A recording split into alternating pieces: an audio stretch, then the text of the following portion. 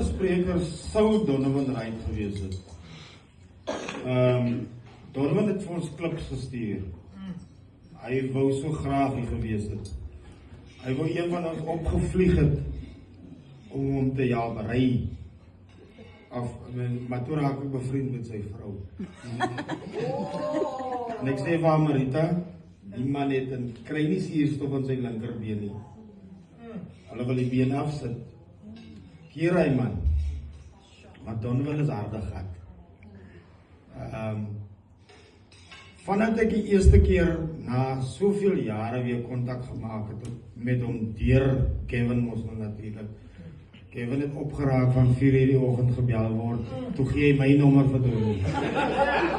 Vir 'n maand lang, gisteraand het ek en hy gepraat van 7 uur af tot amper voor 11 toe.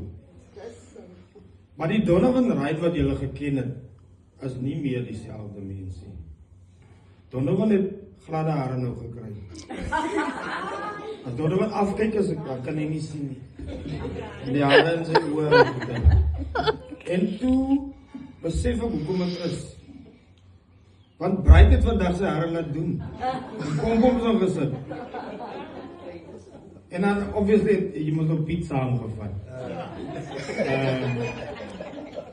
Maar Sender het iets gesê, okay, ons gaan Donovan se video's wat ek het dit genoem in die begin, gaan ons môre speel, want ek en Tim sukkel om dit te download, en ons gaan tyd skep, te luister na dit. Donovan het vir my gevra, hoe lang? Toe maak ek 'n grappie, en ek sê vir hom, jy sê 2 minute. Die volgende dag toe bel Donovan my om te vra, kan 10 minute doen? Toe sê ek, Donovan, ek gee jou 15 minute.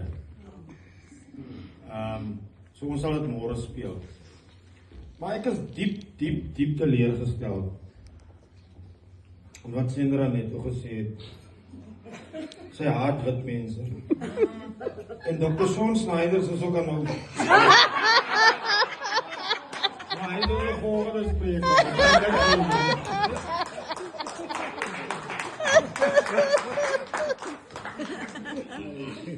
Go short. Yeah.